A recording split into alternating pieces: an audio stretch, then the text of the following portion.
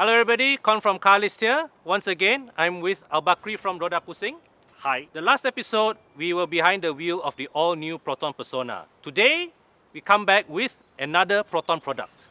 The Saga, which some of you might ask, should I buy this or the Persona? So, without further ado, let's go and test drive Proton's newest entry-level baby. So, all-new Saga. Can consider all new. Not all new lah. The top half of it is new. Yeah. The bottom platform is taken from the old Saga. Yep. And the engine and transmission is also old, but with yes. new tuning. New. Well, it has VVT now, which the previous one did not have. Yeah. So CVT, Yeah. the previous one also had it, Okay. but it's a new tuning. Yeah. So now it feels Better, actually, way better. Right. For a car that shared much of its components with the predecessor, right? I think the quantum of improvement that we're experiencing in this car is phenomenal. so much so that it's safe to say it could be even a new car. Well, it feels very different from the old car. We have to give him that. We have to give it that. But once you look around, especially interior, you will find traces of the old car. Traces of the old car. And the overall shape of the car is still a 3-box sedan. Yeah, actually the shape feels more. It looks more natural a silhouette than the Persona. And then you can see the meter display. This is taken exactly from the old car. Different color only. Different. They changed the font. But it's like you don't get the modern trip computer like you got in the Persona. This one is just you just press odometer, trip meter. There isn't even the clock there. Not even a fuel consumption. No. You just have to go the old-fashioned way and see the fuel gauge. But it does have a few additional things. Yes, reverse camera for one. I think it's a very useful addition, even though it's only restricted to the top spec. So Proton does not have a touchscreen infotainment unit for this car. So they put it they integrated it into the rear mirror. Yes. It has a bit of an aftermarket feel to it, granted, but it works lah. The only complaint I have is that at night the display is too bright. I see. So it doesn't dim out. Yeah, so like Hisham was complaining earlier, the poor fella got astig. So when he look at the display of the reverse camera, he cannot see the. You can see what's the front end. Takes time to adjust. Maybe I'm okay with that. I have not really experienced that part, but not having a touch screen here, it's really alamak, not complete lah. I mean, it's not atas, but then again, I personally am not bothered by it. Really?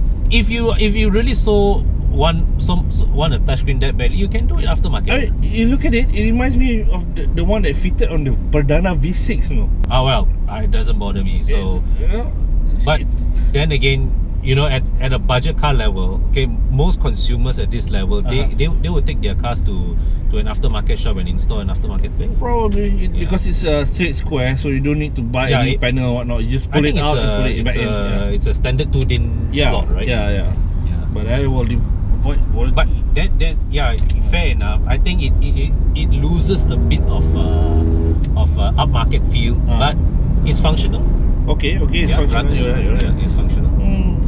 Wow, we're on the LDP right now. Yeah, I can hear that it is quieter lah. It is quieter. I mean I think they really added the insulation to the car, and also they further honed the mechanical refinement. So the car lets in less noise. It also generates less noise. I've been to a few the FLX model. Yeah, taking taxis, Grabs and whatnot. And it does feel the suspension. It's not comfortable, but it's okay. Yeah. The only thing I wish is the seat could be a bit more plush. Though I do notice that the bottom part, it goes almost to right behind my knee. Whereas the newer Persona, slightly shorter. Really? So means that with this car you actually get better thigh support from the seats. Yeah, oddly enough. Though that seat somehow feels a bit more plush.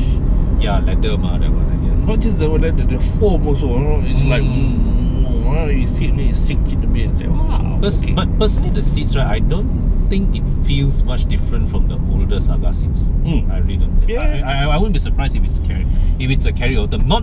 Not that I mind that it's carried over from the outgoing car. But I think I wouldn't be surprised if it is. The fabric also feels very familiar. It feels very familiar. Colour is only difference. But then again, to me, if I'm shopping at this price range, not a deal breaker. Not a deal breaker. Not a deal breaker.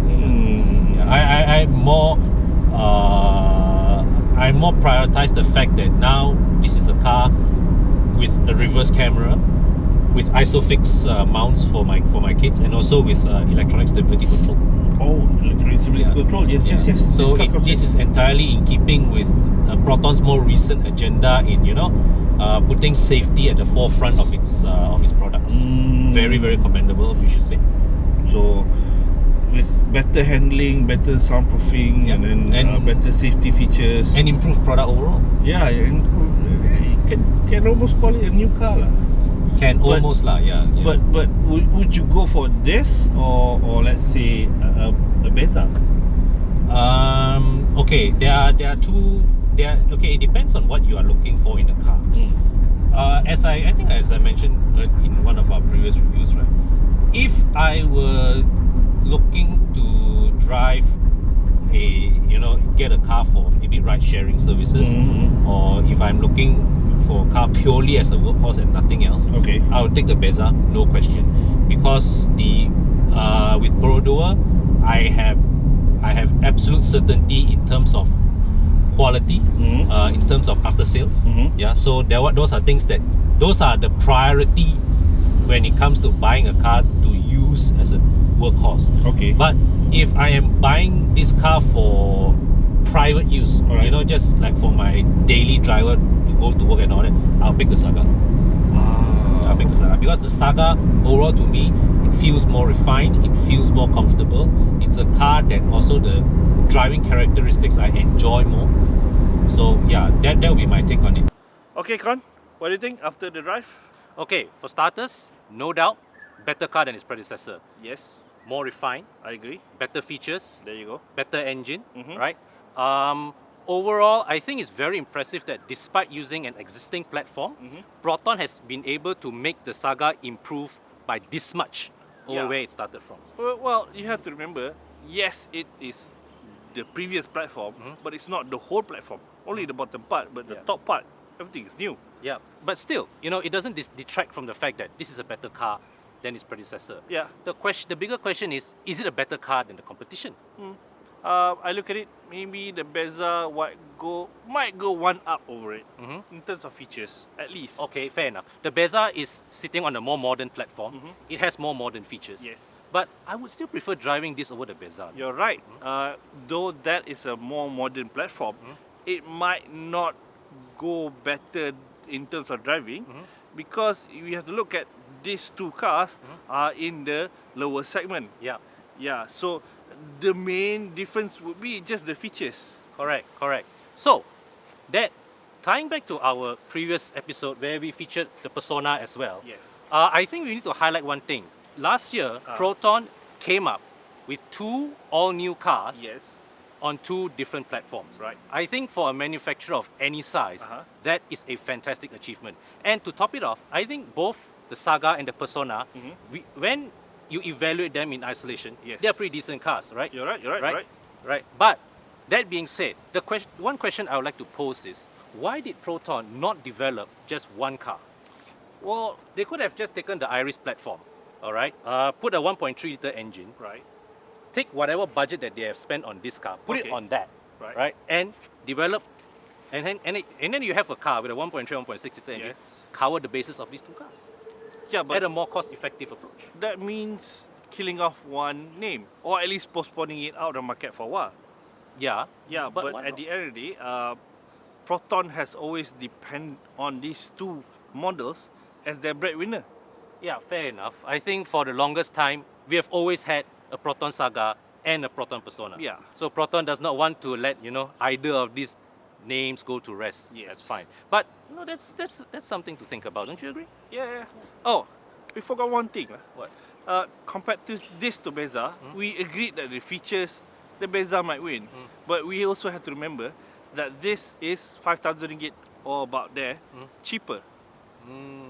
So at that, people buying at this price range Yes. can be a bit sensitive to price. Yeah. But at the end of the day, between this and the Beza, it boils down to what are your priorities you want in your car and how much money you have left to spend.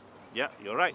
So on that note, that brings us to the end of this video. If you have any requests for any new videos, don't hesitate to drop us a line. We'll see what we can do about it. Bye.